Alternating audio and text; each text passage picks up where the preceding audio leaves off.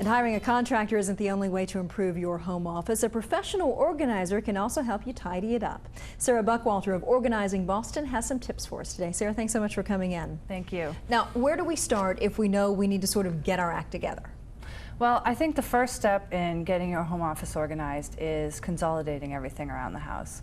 What happens is people have papers everywhere. They have mail in the kitchen, they have stamps in the bedroom. It's so easy to do. Yes, and so the first step is definitely to get everything consolidated. Pick a spot you're going to have your home office in, whatever room you're going to use, and get everything around the house that needs to go in there. So make sure that you have not just bills, but every little piece of paper you want in one place, right? Yes.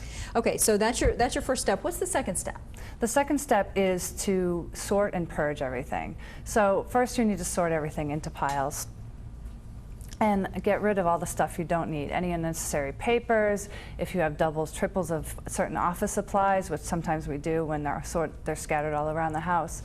And get rid of stuff. If you're unsure of what paperwork to get rid of, you need to contact either your accountant if you have a home business, or you can find tips online for what kind of paperwork you need to keep. Now, as we're walking folks through these tips, you actually do walk in and do these sort of before and after changeovers, extreme makeovers of home offices, if you will. Tell us about the one that we're seeing right here. Well, this was a client who just has a home office and she runs a business out of her home.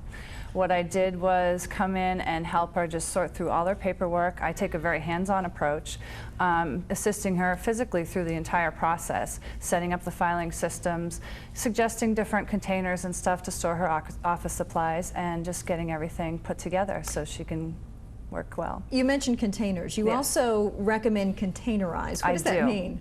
It means everything needs to have a place, and I'm sure everybody's heard the mantra, a place for everything and everything in its place, and you need to keep that in mind when you're organizing your office, because you should have a place to put everything so it's easy for you to put back and you don't have to think about it too much. And then label everything, no matter who's using the office, which I think is a good point. It's true. I mean, even if you're the only one in the office, to have things labeled just makes it so much easier when you're putting things away, especially files, because they're hidden, they're in a drawer, it's hard to find them sometimes, so it's good to have them labeled well. And last, the toughest thing I think is maintain it. Yes, maintaining is the most important thing you can do, because once you've got your system set up, it should only take a few minutes a day to get everything put back at the end of the day, and then you can start the next day fresh. And if you don't do it, what happens is it just gets overwhelming, so then you feel like you're stuck again. It's sort of like waking up to those dirty dishes in the sink in the morning. You know you're going to hate it, so you may as well do it before you go to bed. Exactly. Now, tell us what you recommend as far as tools for folks when they start this type of project. Well, it varies, although I do have some suggestions here.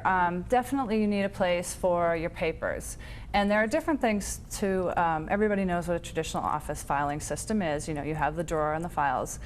There are some alternatives to that. This is one of them. What it is basically you can label the outside, and it's basically just a drawer system. It's very cool and modern looking if you're looking for some kind of different look for your office. And you mentioned that the men like the very sleek kind of mesh look, and the women love the rattan and the basket. Yes, you know, it depends. You know, everybody has their own taste. So, you know, it's really up to what you're looking for. But this system, for example, This is great. There are a lot of people out there who don't work well with a traditional filing system. Papers tend to get lost and that kind of thing. This drawer system can be easily labeled. The papers can be dropped right in according to category, and it takes a lot less effort than you would using a traditional filing system. Good point. And then this for the bills.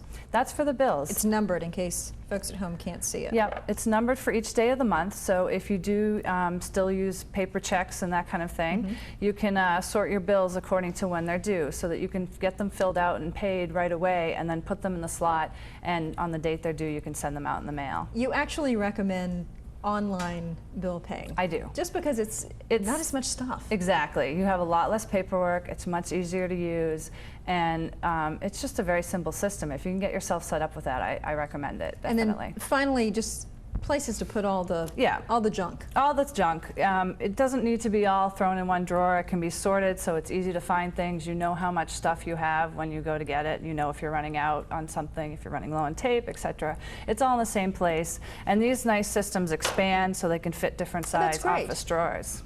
Last question, biggest mistakes people make? I think the biggest mistakes people make is, first of all, they don't throw stuff away.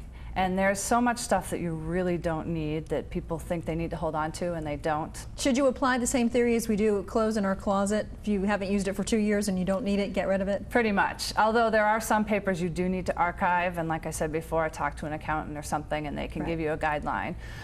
The other thing that I think the most important thing that people need to have is a really good filing system so that their papers are set up and organized. So that's the first step you need to take, is get a really good filing system. Some great tips. Sarah, thanks so much for coming in. You're welcome.